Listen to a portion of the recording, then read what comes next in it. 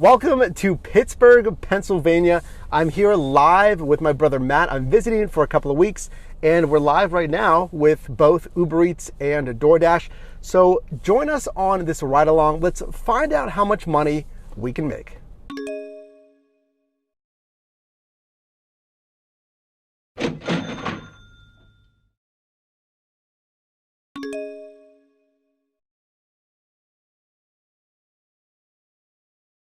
So it's about 2 hours into our shift here in Pittsburgh. And again, now we're driving on Uber Eats and DoorDash. A quick kind of pit stop here because I want to ask you, what's your strategy whenever you're driving? Right now we're in the Oakland area, near the University of Pittsburgh. Right. So what's your strategy whenever you're driving?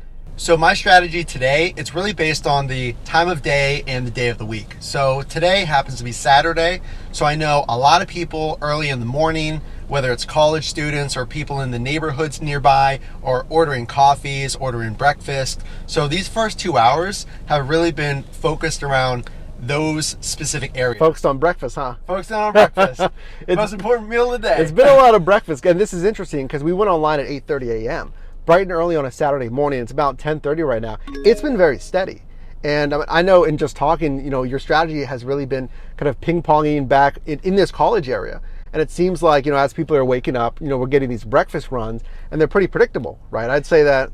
Yeah. So that's interesting because actually something that we disagreed about is just from driving in my area of Pittsburgh, I knew that we had so many orders in this particular market. You can be choosy. And we were getting orders downtown, right? Kind of like what we talk about on this channel. There's a time and a place to do that, right? If the dollars per mile are in your favor, take it. But I know during the breakfast rush, there's a lot of high dollar orders nearby. So that was the focus for the morning. So we're going to go back online. We got a couple of hours left driving here in Pittsburgh for today. So let's see how we do for the rest of the day, and then we'll go over the numbers. So we're all done with the shift, and now it's time to not only go over the numbers, but I want to go over some of these orders specifically and why you accepted them, because I think the strategy was a little bit different than what I do. So let's start going over some of these orders. So I believe this is the first order that we took here, this Einstein Brothers Bagels. So it's $9.50. It's 5.4 miles. So again, we were online and we were waiting for an order with both Uber Eats and DoorDash. So why did you decide this order for your number one? So a lot of the times whenever I share why I choose my particular orders where I am in Pittsburgh, it's because I want to stay in that center area of all of the restaurants. So for you, that might look completely different. But for me, if we look on the map here, I chose it because I like to stay within the city. And for me, that means stay within those neighborhoods, those college areas where in my geography, I don't have to cross the river, because a lot of the times there aren't many restaurants outside of where I am. So I chose this because it stayed right in the center of everything. The pay was great, and the trip, the miles, it was a really good trip to take. So this order here, this is for Panera Bread, and it's in Oakland. It's really in that heart, that center area that you wanted to be in. So tell me about your Oakland strategy. Now, if you have a marketplace that's really, I guess, hyper focused with the restaurants, with a lot of customers, because I think that's Oakland for you. There's a lot of dense, not only restaurants, but students, what have you. So if you have a marketplace that's super dense, listen to this. Tell me about your Oakland strategy, because I found not only this Panera Bread order, but we were really ping-ponging back in your hot zone, which was Oakland. So what was your strategy around that marketplace? Yeah. Well, we actually talked about this on the rides because there's so many requests, and whether you're toggling between DoorDash and Uber Eats or whatever it happens to be, if you're getting a lot of requests, then you have the luxury of being choosy, right? So I understood that in that particular area, because of all of the requests, maybe it's because there's a lot of hotels around the area, so there's a lot of visitors ordering takeout and delivery, or a lot of students. Well, I could decide if it's $8 or higher, I'm going to take it. And if it's not, or if it's in another area, I chose to wait until the next order. That's how frequently they kept coming in, so I could wait until I stayed in that maximum money area. Well, I know we declined a lot more orders than I would typically decline in San Diego. So maybe that's if your marketplace has, it is throwing you a lot of orders. Because we were seeing as more and more people were, I guess, waking up, because we started at 8:30 in the morning, we started to get a lot of orders. and you were declining a good amount, again, you're looking at really time, the value of time versus money, because we can see here, this order is $12. And this order, it pulled us a little bit away from that Oakland marketplace. So tell me about, why did we accept it? Because I know you're a little apprehensive to take this $12 order because it was pulling you into, Lawrenceville or Bloomfield, which is north of this Oakland marketplace. And then we got actually an order that pulled us back into Oakland. But talk to me about that $12 order, your reservations about that. Yeah, it's interesting because as you learn your market, you'll understand not only where you're comfortable going because of parking, because of maybe there's a high frequency of orders. You're going to know where those big dollar amounts are. So it's funny because I was hesitant and we were even talking in the car. I was making an argument almost as to why I wanted to stay in that hot zone. Because you were really valuing time. That, I really value the dollars to mile ratio, so, first and foremost. So I saw $12 for like 2.2 miles. I said, $6 a mile, you got to take it. But you were valuing, the dollars to time basically. Well, it's a great dollars to mile ratio, but it's going to take me out of my zone. And, the parking's a little tougher there. Maybe the orders are because we're getting out of the student area then. So that was why your reservation was taking you out of your hot zone. But we got this order, it pulled us back in to Oakland. So that's why you took, it was, I believe, a $5 order and pulled us back to Oakland.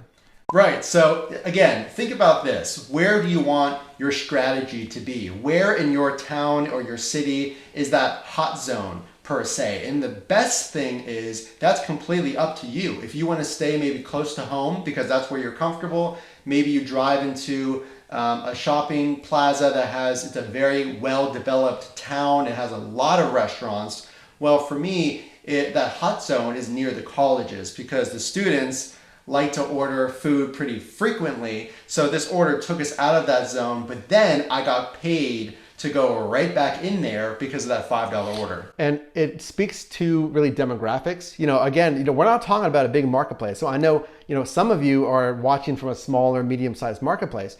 So you have to understand the niches, the pockets within your, because we're driving, this is one market segment in DoorDash. This is a downtown general segment in DoorDash. But you understood, okay, well, Lawrenceville demographic is much different from Oakland, and the orders kind of spoke to that. Yeah, absolutely. And there's no wrong choices here. Maybe let's say you're a new driver. Maybe you just take every order that comes in because you're getting familiar with the app. These are strategies that we use to maximize your dollar or time when you're out there. So again, there's no wrong way, but just as you drive, you'll become more comfortable, you'll understand your marketplace, and then you can have those choices. I, for one, know that there's better, or I should say easier parking when I stay close to the colleges. But in certain areas of Pittsburgh, it's very congested, the roads are very narrow, so it makes it a little more difficult. But these are choices you can make when you have a high frequency of order requests. Well, that's powerful. And just to kind of bring it on home when it comes to time is, yes, an order may pay $12, but if you can drive less or the same miles in Oakland, you can stay in Oakland, you can stay in the hotspot, you do 2 orders, again, the same mileage, you can still earn $12. There's more than one way to get that $12 basically. So let's go over some more strategy here and let's look at some other orders. Because I definitely want to go over the numbers, and you were actually driving on some surge with Uber Eats. I believe it was what, 1.2 or 1.7? Yeah, it fluctuated depending on the area. No huge fluctuation, 1.4, 1.7. And that's why it's so important to drive on different apps, because we had no DoorDash incentives, but Uber Eats Surge, which is a constant rolling multiplier bonus for you, we did have some of that. So let's go over the numbers here. Now today, bright and early in the morning here on Saturday in the AM here in Pittsburgh, Pennsylvania. So we drove from 8:30 a.m. until about 11 a.m. So during this 2.5 hour shift, again, we had some Uber Surge, no DoorDash peak pay. The total gross revenue, let's go Uber Eats first, $51.50 from Uber Eats. And then we generated $14.50 with a DoorDash. And overall, of course, that total equals $66 in a total gross revenue generated. For the hours driven, pretty strong, $26.40 for this 2.5 hour shift. During this time, we completed 8 deliveries and nicely received 8 tips. And an average tip was $4.07 for this shift. And again, speaking to the power of staying in that tight zone, the dense zone, our business models were pretty strong here, 19.5 And based on our gross revenue, that equals a very strong $3.38 per mile. Based on those business miles, a tax deduction of $11.22. So I think the power there really, again, comes down to you understand your market, frankly, better than me, because Matt's been driving there and you understood, Oakland is your zone. And I think that's something we could pass off to other drivers. Yeah, I mean, the biggest tip, it might sound like a lot of information and it might not, but the main point is to just get out there and learn your market. Whether you're a seasoned delivery driver with Uber Eats or DoorDash, or you're new and maybe this is your first video on the channel, just get out there. But these are really powerful tips to understand that eventually you will really understand your market and you'll have those choices. Absolutely, and there's more than one way to understand your market, because you earned $26 an hour doing your shift a little bit differently than I would do in San Diego. So tons of value here. And this is just our first shift here in Pittsburgh. So if you got value in this video, definitely drop us a like. Plenty more to come here from Pittsburgh. And you can also click or tap the screen right now for our most recent video, as well as a video recommended for you. And I'll see you in the next one.